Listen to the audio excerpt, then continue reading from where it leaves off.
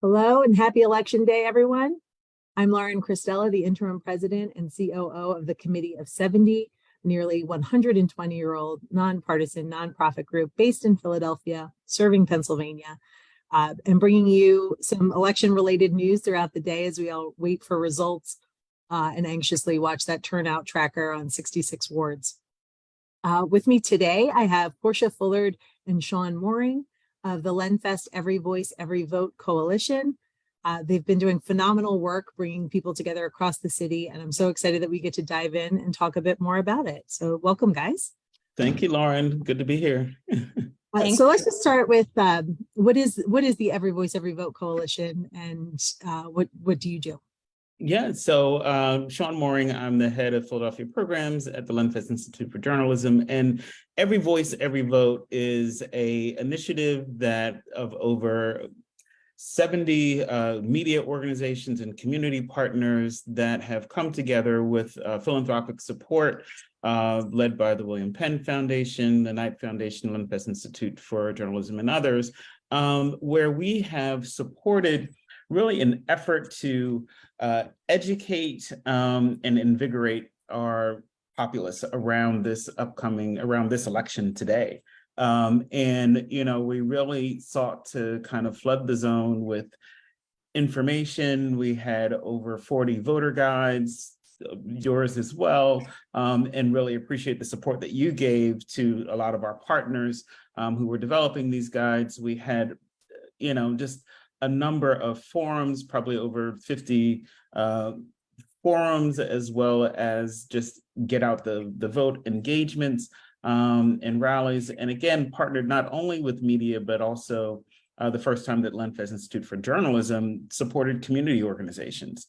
And it was, you know, we touched just about every section of the city, and just about every topic had a focused discussion or guide that led that effort. And my colleague, Portia Fullard, who was our community engagement consultant, really helped us to think about and engage some of those community partners that we didn't have prior relationships with. Portia, could you talk about some of those partnerships and some highlights of the programming? Again, in full disclosure, we were one of the recipients of some generous support, and we were able to do our voter guides and translate voter guides into a bunch of different languages, our forum, other things too. Absolutely. Yes, it's been a pleasure. When I first started to work and partner with Shawn and the team at Lenfest, recognizing that there was a true concerted effort to ensure that we were amplifying the voices of authentic Philadelphia. We often see at this time that the individuals that have the information that are connected to the bigger conversations don't fully represent the full city. And so we were very intentional in identifying organizations, small, medium, and large, that we know had a pulse on the various neighborhoods and diverse represented communities across the city. They have the trust of the community. They already have those relationships, and understanding that so many of us have been apathetic towards government during this time. We invited them as partners and, of course, provided financial resources and other sorts of resources for them to be able to do what they're already doing, do it to scale, do it more intentionally. My favorite part about this project was the cross collaboration. And so you had organizations like Committee of 70 being able to provide the resources that smaller organizations would need access to. So there wasn't reinventing of the wheel. There wasn't time or resources spent on things that we as a partner coalition could make readily available or already had access to. So to really see that collaboration across the city, across different demographic groups, across, just so much diversity and representation, collaboration and partnership. We had organizations that represented individuals in and out of the outside the prison system. We had a lot of youth led organizations that really inspired me and how they were so intentional about talking to candidates and learning from them and sharing their concerns and their grievances and then going back to their peers and having those conversations and teaching them and educating them on the importance of, civic engagement, things of that nature. So, I mean, Lauren, I know that you've just gotten a chance to really, expand the work of Committee of 70. And, again, coming together just really provided a space for all of that education and information to be disseminated all across the city. And I did love it. We were able to create a hub on our website to feature all of the different voter guides that were happening all over the city. 70's mission and scope is very narrow on the, what makes an effective government, accountability, things like that. But there's obviously so many issues, and there were so many voter guides around those specific issues that really went into good detail. And it was great to be able to feature those for a little bit of one-stop shopping for people who wanted to dive in issue by issue. It's just one of my favorite things about it too. Yeah. So what do you think this is all going to mean for turnout? Do you have any predictions? Was that the end goal, or was this a larger, I mean, I think it's a long-term strategy, not a short-term one, that's for sure. Yeah, I mean, so great question, and I don't know, right? So the hope, of course, is that turnout is higher, but I think, in trying to address some of the root causes, right? So some of the root causes is it's too much information. I don't know how to get to a decision. So we really stressed on supporting folks to provide that vital information, to make that vital information at arm's length. So there were forums, like I said, in just about every section of the city. So even though there were multiple forums, we weren't necessarily expecting people to have to go to 3 or 4 forums, but there's a forum near you, right? There's a forum focused on an issue that you're really passionate about. And that our hope was that, by reducing barriers to the access of information, right? So that folks don't have to, come downtown and go to the free library or get to the forum that's going to be on channel 6 and it's only going to be one. And if you miss that forum on Monday night, you're not going to be able to kind of unpack. And so what it became is that there were so many opportunities, and our hope is that because of the increased opportunities and access to information, that it will break down some of the apathy. It will take away, I don't understand what's happening.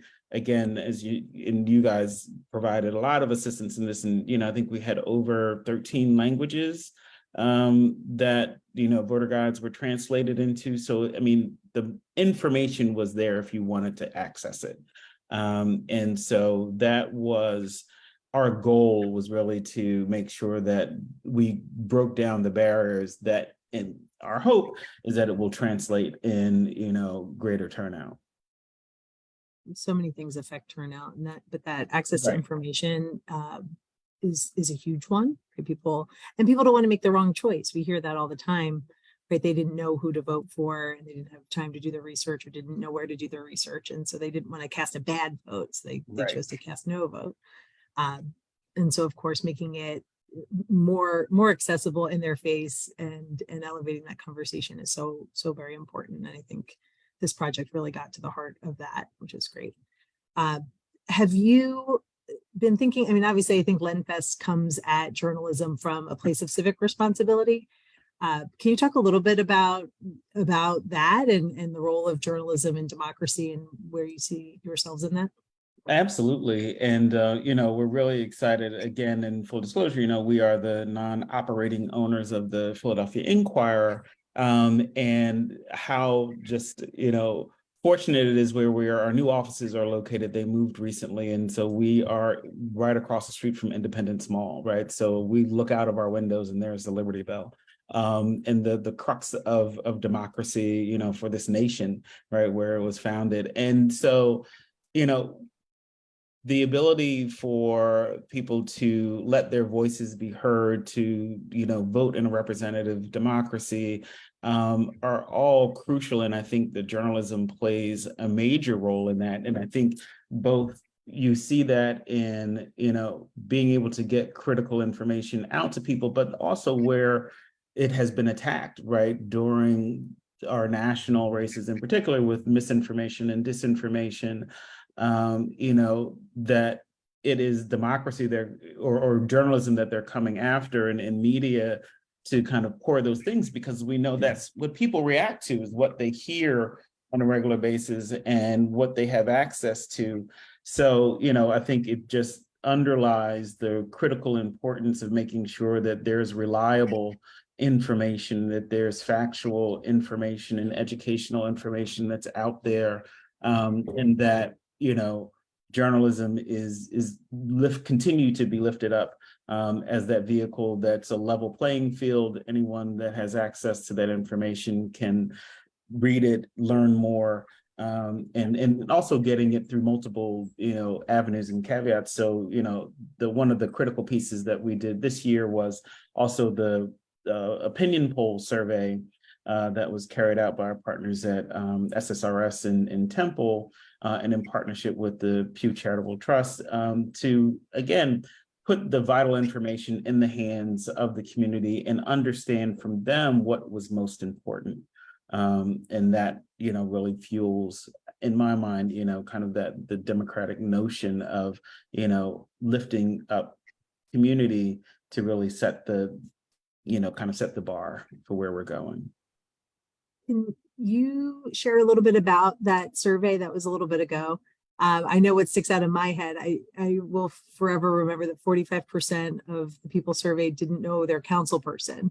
Right. So it's one thing, right, to get everybody to turn out and vote for the candidates, but it's another to do that active engagement after these people are in office, and the public education work has to continue. Did anything else stand out to you from the survey? That would be. Yeah, I think for me, things stood out, but overall, it affirmed a lot that we already know. And I think that, everyone loves data. And I think that it was important for us to conduct that survey so that we had a baseline to just, again, remind everybody and affirm why the conversation is so important. So, we have the glaring statistics around, of course, crime being number one, education up there, unemployment. And, we all know that those things are intertwined. And so I think that for me, the survey was absolutely necessary, but I believe for a lot of us, it affirmed a lot of things that we already knew. And so I think it just served as a tool to drive a lot of the conversations around the forums that were developed, a lot of the voter guides, the questions. Sorry to be a little biased here, but my favorite thing that Committee of 70 just put out were the infographics that really broke down where the mayor sits and how, our local government impacts different issues like public safety, like education, like housing and the land bank and things of that nature. And I think that all of us were able to take from that survey how to best engage the people, because we're responding and answering to their concerns, what they want information on, where they don't have information, and just really provided a baseline for us to figure out how to be more strategic and meeting people where they are when it comes to civic engagement and civic literacy. Absolutely. We'll drop a link to those infographics below this conversation to share. I actually got someone contacted me from Buffalo and asked if there's anybody who could recreate it for the Buffalo city. I thought that was a good compliment. The interest in what we've been doing with Every Voice, Every Vote has been really phenomenal. We've had outreach from New York, from Atlanta, just all over the country, really, taking notice of the collaboration and, and all of the efforts. And one of the things that also stood out to me from the survey, and one of the reasons I was really glad that we did it, was the ability to focus on solutions in terms of how the folks in the city were really thinking about what is it that we need to do. So not only that, gun violence is a major issue and public safety is a major concern, but then what are the approaches, and the fact that the majority of folks who responded, put mental health services above all else, right? That, yes, more police was there, but the predominant thing was we need to get a handle on how we're dealing with the issues around mental health in the city, and what types of services can be available. And that's not what kind of the sound bites that you typically get. But when you survey the community, when you really listen to what people are thinking about and how they're seeing the issues, and what can and should be done to address it, you get a broader, picture. Absolutely. So where do you think we go from here? So polls close at 8 o'clock tonight, and hopefully within a day or a few days, we'll know who won the mayor's race, and obviously all of these other important races down ballot as well. So where does every voice, every vote go from here? Go ahead, Portia. I think for me, I'll speak to my favorite side, if you will. The education is critical. And I think a lot of our partners will agree. We absolutely, in my opinion, make great strides in providing access to information and resources, but there's still so much more work to be done. And there's a lot of work to be built on from here. I think that people become more engaged and have a better understanding of the importance of their voice and their vote when they understand how the system works for them or doesn't work for them.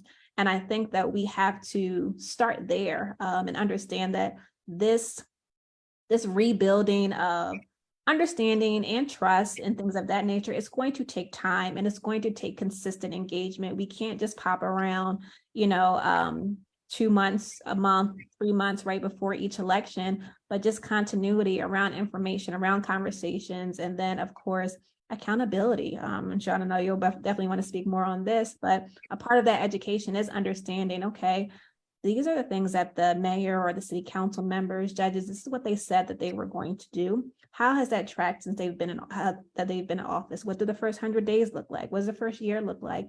And reporting that out and engaging citizens and having that conversation and access to that information so that the next time voting comes around, that again, they continue to be informed voters and better understand what the expectations are, were they met, how weren't they met, and also how you as a citizen can become more engaged to ensure that those expectations and promises are met. Absolutely. Yeah. And as Portia mentioned, I think it is not only ensuring that we're still educating, but that folks understand that this is just the first step in the process, right? And even in this election cycle, this is the primary, although it is, all but guaranteed, right, that the Democratic, candidate will make it through the general. But even in the general, there's the possibility of independence, there's the possibility of, anything can happen, right? But at the end of the day, we have to understand that there's still a need to show up, right? And, in terms of how and where people show up, that's where the attention goes. That's where the resources flow to. That's, when folks are making the calculus now of where should we attend, where should we go?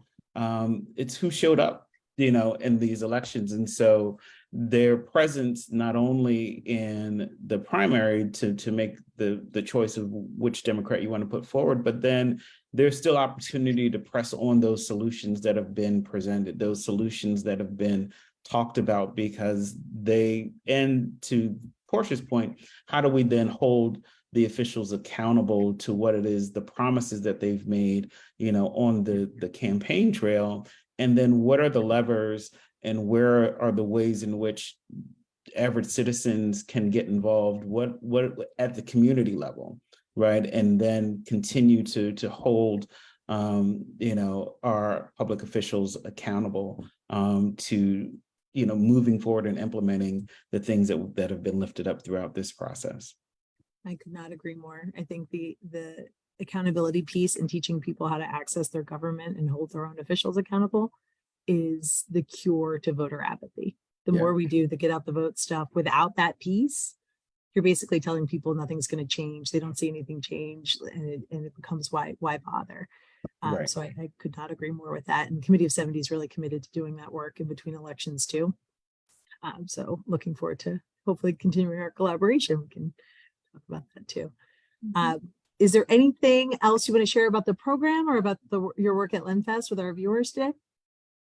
Yeah, I would just say, to continue to stay tuned, because again, this process, the Every Voice, Every Vote initiative, this current coalition continues through the general in November. And then we are already beginning to kind of lay the groundwork for what an accountability initiative would look like going forward post this election cycle. But really then, what does it look like and what does it mean for the community to continue to be engaged with our media partners, with community organizations, to really look at how do we educate folks on the political process, and then what's the ongoing role of both journalism and community around this notion of accountability. Absolutely. And I would say a little side pivot note that we didn't get a chance to talk about is that we also had a social media engagement. Yes.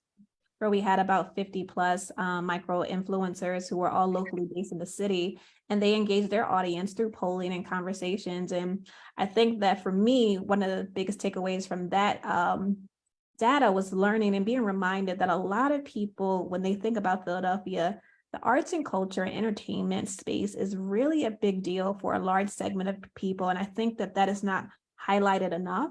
And so as we focus on that group, which tends to be millennials or Gen Zs, forget the titles, but recognizing and hearing their voice and their perspective of the city, because that is as a population of people that are vocal, that are engaged, that exist, and that really engage in kind of the lifeblood of this city. So I really applaud the team, our efforts, and that we were intentional, like I said, and trying our best not to